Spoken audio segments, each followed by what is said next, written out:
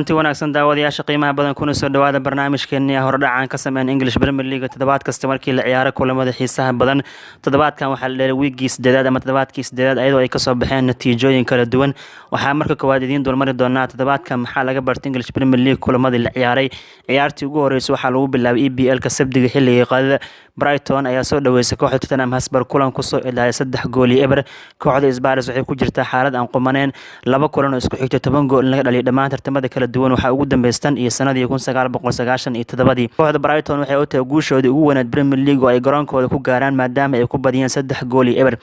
kooxdan sidoo kale waxay sameeyeen markii ugu horeysay 16 isku day kadib ayagoo garoonkooda joogaan ayay dabcan 3 gool ku dhaliyeen markaasna waxaa ugu dambeysay December 2018 ciyaar ay Crystal Palace 3 gool iyo hal kaga badiyeen sidoo kale kulamadii sabtiga la dheelay waxaa kamid ah kooxda Burnley ayaa hal gool iyo eber kaga badisay Everton Burnley haatan waxay kaga dhigan tahay dabcan afartii kulan ugu dambeysay Premier League wax guul darra inaysan la kulmin afartaas kulan laba kulan oo kamid ah ay guuleysteen halka kooxda markii loo fiiday todobada kulan ee ka horeysay EPL-ka 5 ciyaaraad oo kamid ah laga badinayo waxay ka dhigan tahay Burnley inay ka baxeen xaaladii jahwareerka Liverpool ayaa 2-1 kaga badisay kooxda Leicester City Sadio Mane ayaa dabcan dhaliyay goolkiisii kontonaad English Premier League 100 kulan oo Liverpool u ciyaaray wuxuuna noqday ciyaaryahankii 10aad ee kooxda Liverpool 50 gool u dhashay English Premier League koox kasto EPL ciyaarta ayay tiradan kaga badan yihiin naadiga Liverpool kooxda Aston Villa ayagoo safar waxay 5 gool hal kaga soo badiyeen naadiga Norwich City waxayna kaga dhigantahay guul lixaad leh inay gaareen naadi ka soo laabatay heerka labaad ee Ingiriiska ama promoted-ka ah oo EPL ciyaaraysa oo 5 gool safar ku dhalisay waxa ugu dambeysay kooxda Bolton taariikhda markay ahayd Agosto 2011 ama 18 sano ka hor Bolton oo Premier League ku cusub ayagoo safar waxay 5 gool ka soo dhaliyeen kooxda Leicester City waana 18 sano ka hor rikoorkaasna haatan waxaa barbaraysay kooxda Aston Villa naadiga Watford oo xaalka ku xigay garoonkooda waxay ku soo dhaweeyeen sabtigii kooxda Sheffield United waxayna ku kala baxeen eber kooxda Sheffield United haatan waxay kaga dhigantahay 24 kulan shabaqood inay difaacdeen ciyaaraha horyaalka heerka koowaad iyo heerka labaad mana jirto koox la mid oo intaas kulan shabaqa oo difaacatay dhammaan afarta heer kala duwan Ingiriiska markii la eego sidaarteed Sheffield United waxaa lagu tilmaami karaa darbiga ugu adag ee Ingiriiska jira afartiisa heer hadii 24 kulan kooxdan aan shabaqada la taabanin oo kulamada horyaalka heerka koowaad iyo heerka labaad isugu jiraan United si la yaab leh garoonkooda joogaan waxaa 2-1 kaga badisay kooxda kubadda cagta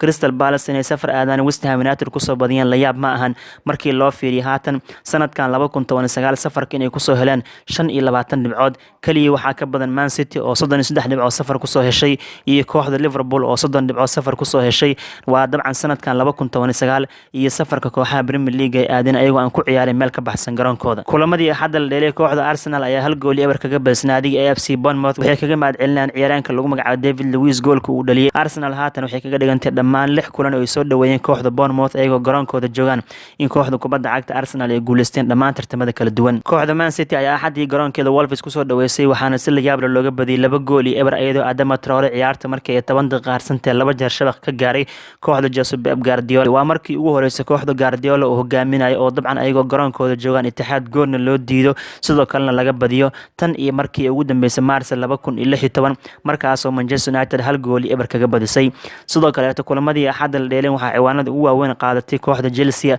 Frank Lampard kooxdiisa ayagoo safar waxay 4 gool hal kaga soo badiyeen Southampton Chelsea haatan waxay sameynayaan 3 kulan ee ugu dambeysay Premier League oo ay safar aadeen markii ugu yartahay 3 gool ayay dhalinayaan Blues oo sidaas sameynaysan waxaa ugu dambeysay tani Agosto 2009 ama waxaa la dhihi karaa 10 sano kadib Chelsea oo 3 kulan oo isku xigtay away Premier League oo cala ciyaar dhalinaysa markii ugu hortay 3 gool ayaa haatan la diiwaan galiyay waxaana looga mahadnaqayaa Lampard dhalinyarada oo abulay Premier League toddobaadkan waxaa soo qatimeen kooxda Newcastle United oo garoonkeeda St James Park ku soo dhaweysay Manchester United waxaana ciyaartan hal gool eber ku badisay kooxda Newcastle United wiilka dhalinyarada ee Matthew Longstaff ayaa dabcan darbadiisii ugu horeysay on target-ka uu sameeyay United gool kaga dhaliyay waana goolkiisii ugu horeeyay Premier League uu dhaliyay iyo kulankiisii ugu horeeyay lagu soo bilaabay wiilkaana wuxuu jiray Manchester United markuu gool ka dhalinay 19 sano iyo 199 maalmood sidaasna wuxuu ku noqday taariikhda wiilkii ugu yaraa ee kooxda Newcastle United kulankiisa koowaad English Premier League gool u dhaliyo bal markaan aan eegno English Premier League iyo sida loo kala sareeyay ayadoo 8 kulan la ciyaaray kooxda Liverpool ayaa hogaaminaysa 8 kulan oo guuleysteen waxay leeyihiin 24 dhibcood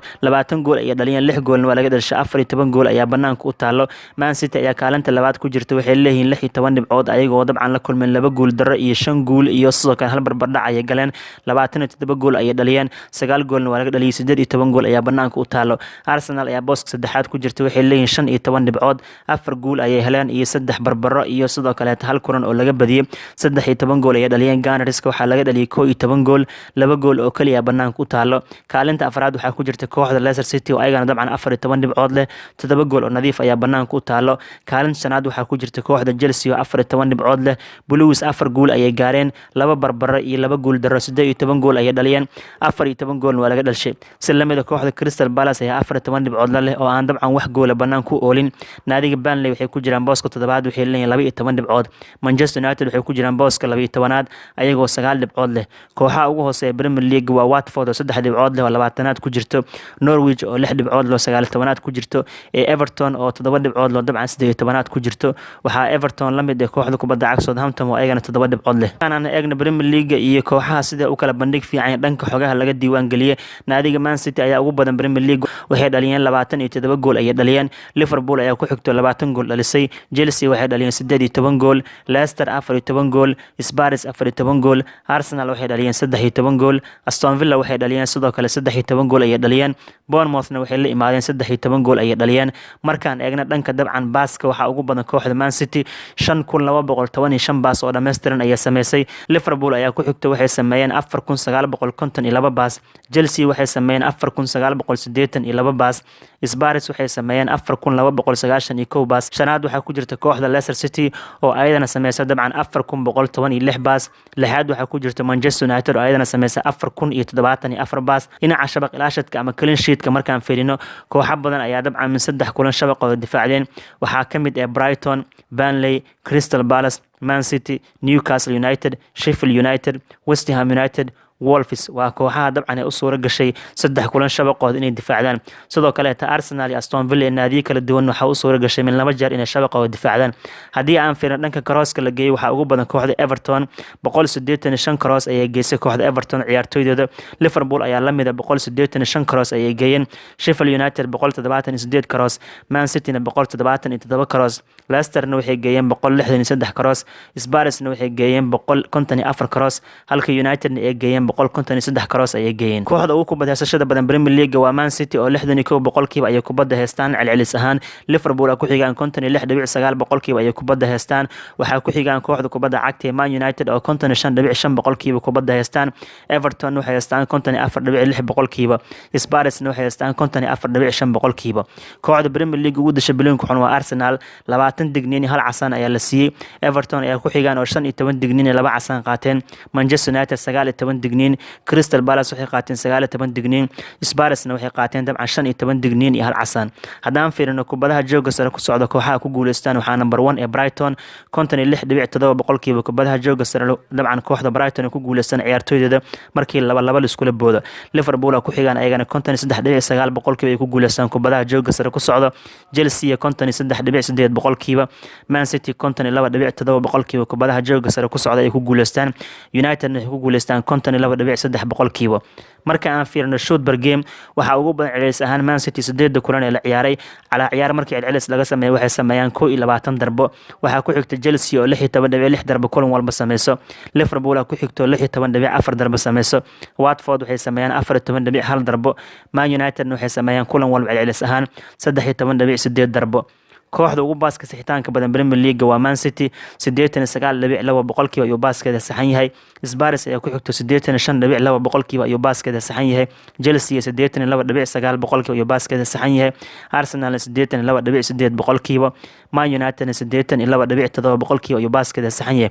qiimeynta guud marka la fiiriyo 8 kulan Premier League la ciyaaray dhan walba hadii kooxaha laga eego waxa ugu bandhig fiican kooxda Man City oo 7.18 haysato 10 dhibcood waxa lagu qiimeeyo qiimeynta ay soo saartay shabakada iskoorada Liverpool ku xigta 7 dhibcood ay haystaan Chelsea 6.88 dhibcood Leicester 6.87 dhibcood Aston Villa waxay haystaan 6.8 ay haystaan 10 dhibcood waxa lagu qiimeeyo bal markaan aan eegno ciyaartooyda xogaha laga diiwaan galiyay dhinaca gool dhalinta hadii aan fiirino Tammy Abraham iyo Sergio Kun Aguero ayaa waxay dhaliyeen min 8 gool ay dhaliyeen toddoba gool waxaa la biyaaray Emerick Aubameyang, Timo Pukki iyo Raheem Sterling waxay leeyihiin min 6 gool, Harry Kane iyo Sadio Mane iyo Jamie Vardy iyo sidoo kale Callum Wilson waxay leeyihiin min 5 gool, halka Ashley Barnes asagana 4 gool leeyahay ciyaartoy kaleeto. dhinaca caawinaadda markaan fiirino Kevin De Bruyne laguma gaaro 8 gool ayuu caawinaad ka geystay, waxaa dabcan min 4 gool caawinaad ka geysteen Emiliano Bundi oo u ciyaara kooxda Norwich iyo David Silva oo u ciyaara kooxda Man City. 3 gool waxaa caawinaad ka geysteen ciyaartoyda ka mid yihiin Roberto Firmino, Anwar El Ghazi oo u ciyaara Aston Villa,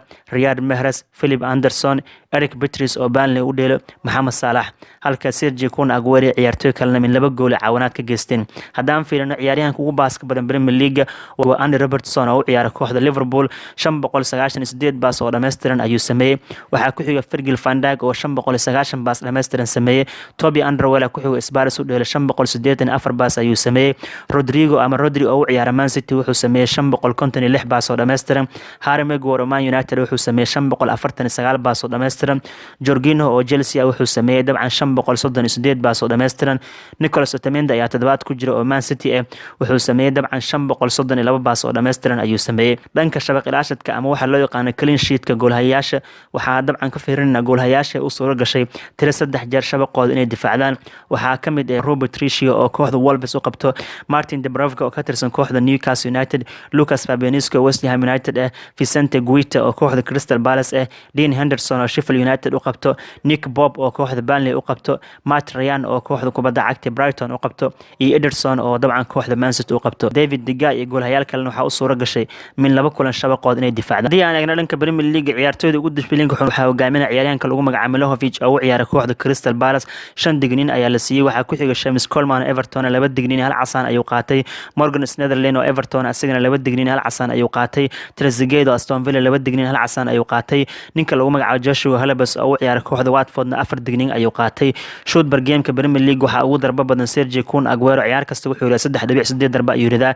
celcelis ahaan. waxaa ku xiga Raheem Sterling oo 3.6 darba rido. Mohamed Salah wuxuu ridaa 3.3 darbo. Tammy Abraham wuxuu ridaa 3.3 darba kulan walba celcelis ahaan. Emerick Aubameyang wuxuu ridaa 3.1 darba ayuu ridaa. haddii aan fiirino qiimeynta guud Premier League 8 kulan ee la ciyaaray, shabakada iskoorada waxay u aragtaa xidig ugu tayada wanaagsan EPL inuu yahay Kevin De Bruyne, kaasi oo dabcan 6 kulan lagu soo bilaabay kulanna bedel ku soo galay. wuxuu haystaa 8.5 ayuu haystaa. 10 dhibcood waxa lagu qiimeeyay Kevin De Bruyne. Raheem Sterling ayaa ku xiga oo haysta dabcan 7.75. Riyad Mahrez ayaa ku xiga oo haysta 7.74, halka Sergio Kun Aguero uu haysta 7.74. Roberto Firmino asagana wuxuu haystaa 7.66 ayuu haystaa. markaan aan la wadaagna Premier League Team of the Week ama kooxda toddobaadkan ugu wanaagsan EPL oo ay soo daabacday shabakada iskoorada goolhaye waxaa loo arkaa inuu yahay Kasper Schmeichel, kaasi oo dabcan haysta 7.7. faa'iido waxay kaliyeen Willy Boly oo u ciyaara kooxda Wolves oo 8 dhibcood helay iyo sidoo kale ciyaaryahanka lagu magacaabo Kabasele oo u ciyaara Watford oo 8.5 helay. labada garbood waa ninka lagu magacaabo Marcos Alonso oo 7.9 helo Chelsea u ciyaaro iyo Trent Alexander-Arnold Liverpool u ciyaaro asagana 7.8 helay. qadka dhexe waxay kaliyeen ciyaaryahanka lagu magacaabo Matthew Longstaff oo 8 dhibcood helo u ciyaara kooxda Newcastle United iyo ciyaaryahanka lagu magacaabo Harry Kane oo u ciyaara kooxda Aston Villa oo 8.8 helay. garbaha waa Jack Grealish oo kooxda Aston Villa u ciyaara 8.8 helay iyo Adama Traore oo u ciyaara kooxda Wolves oo 9.3 helay. toddobaadkan Player of the Week asiga ay u doorteen shabakada iskoorada. dhanka weerarka waxaa hogaaminaya Wesley Aston Villa u ciyaara toddobaadkan wacdara dhigay oo 2 jeer shabaqa gaaray, wuxuu helay 9 dhibcood ayuu helay iyo sidoo kale ciyaaryahanka lagu magacaabo Connolly oo u ciyaara kooxda Brighton, kaasi oo asagana Spurs ciqaabo oo 2 jeer shabaqa gaaray 9 dhibic ayuu helay. kuwaasna waa dabcan 12 ka ciyaaryahan shabakada iskoorada weegan u soo xulatay inay yihiin kuwa Premier League ugu wanaagsan. ugu dambeyntii markaan aan la wadaagna Premier League iyo toddobaadka 9aad kulamada la ciyaari doono sida kooxaha isugu aadayeen waqtiga la ciyaari doono. labada toddobaad ee nagu soo foolay EPL waa laga nasan doonaa. marka ugu horeysa la ciyaari doono waa 19 October maalin Sabti kulanka ugu horeeya xilliga qadada waxaa iska hor imaan doonaan Everton iyo West Ham United. ciyaar soo gali doonta 2:00 hornimo xilliga geeska Afrika. Aston Villa iyo Brighton, Chelsea iyo Newcastle United, Spurs iyo Watford, Leicester iyo sidoo kale Burnley, Wolves iyo Southampton iyo sidoo kale Bournemouth iyo Norwich. dhammaan kulamadaas aan sheegnay waxay soo gali doonaan 5 galabnimo ee xilliga geeska Afrika taariikhda markay tahay 19 October. kulanka ugu dambeeya Sabti la ciyaari doona 19 October waxaa iska hor imaan doonaan 7:00 fiidnimo xilliga geeska Afrika. Crystal Palace iyo Man City ayaa soo qatimi doonaan. kulamada Axadda la ciyaari doona 20 October waa ciyaarta big matchka Old Trafford ka dhici doonto soo gali doonta 6:00 maqribnimo xilliga geeska Afrika. Manchester United ayaa soo dhaweyn doonta kooxda Liverpool. markaan eegna dabcan maalin Isniin 21 October waxaa iska hor imaan doona Sheffield United oo garoonkeeda kusoo dhaweyn doonta kooxda Aston Villa kulan soo geli doona 10 habeenimo ee xilliga geeska Afrika dhammaan kulamadan waqtiga aan ka dhawaajin way isbedeli karaan maadaama xilliga autumnka ama deerta la galay oo laga yaabo waqtiga Europe inuu isbedelo laakiin hadda waxay idin soo gudbinaysaa sida kalendar ku diiwaan gashan waa macquul 2 toddobaad kadib waqtiga kulamadan aan ka dhawaajin inay isbedelaan daawadaasha qiimaha badan falanqeyntii aan ka sameeyay English Premier League ee toddobaadka 8 intaas ayaan kusoo ilaalinayna qodobadii aan soo jeedina fikirka ay ka dhiibo iyo horyaalka xalkiisa sida uu socdo haddii aad tahay saaxiib nagu cusub fadlan channelkayga subscribe saar like iyo share iyo comment ka umarno. Assalaamu calaykum warahmatullahi